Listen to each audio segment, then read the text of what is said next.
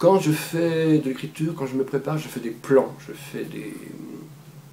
je mets des fois dans chaque partie, comme un élève, je mets le fait divers ou l'article qui correspond à une partie de mon plan.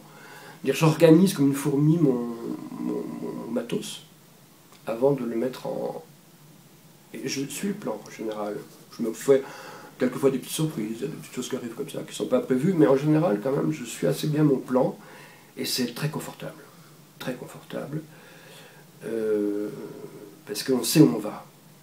La terreur de la page blanche, ça n'existe pas. Comme on est dans son lit, puis on écrit dans sa tête, ou bien dans sa douche, on écrit dans sa tête, ou bien dans la rue. Dans la rue, c'est bien, à un supermarché aussi, en poussant le caddie, ça c'est parfait. Pour que tout se mette d'un seul coup, se mette en place, le mouvement, le petit mouvement, le train, les endroits idéaux pour que mettre les choses, je les entends ou je les vois. Là, j'ai une image, je ne sais pas ce que je vais en faire, une femme avec du cheveux poivre et sel en survêt un peu grosse, dans une pièce assise. Donc, il n'y a rien dans la pièce, quasiment. Et il y a une autre femme qui arrive, un peu comme ça, un peu avec du fichu. C'est toutes ces images qu'on voit actuellement sur les Roms, j'imagine, tous ces gens sur les décombres, le logis, les cabanes, enfin tout ce qu'on trouve comme ça. À l'instant, là, en arrivant au théâtre, dans le petit square, je vois une forme, et je ne sais pas ce qu'il y a dans la forme, sur le sac de couchage, mais alors, un gris métallisé brillant. On mettra ça sur un plateau, on dira, oh non, c'est exagéré. Et bien c'était ça. Et je ne sais pas ce qu'il y avait dedans. Il y a quelques bagages autour, une mobilité parfaite. Était-ce quelqu'un de mort, de vivant? Je ne sais pas. Juste avant, je m'assieds pour profiter un peu du soleil, enfin le soleil, dans l'autre petit square en face de l'Élysée. Il y avait plein de gens qui vont, qui viennent, c'est toujours émouvant, le bruit des graviers, différentes démarches, différents corps, différents âges. Et il y avait un gamin, un jeune homme, je ne sais pas à quel âge, 17, 18, 19, avec une capuche, son sac à dos, et qui dormait profondément.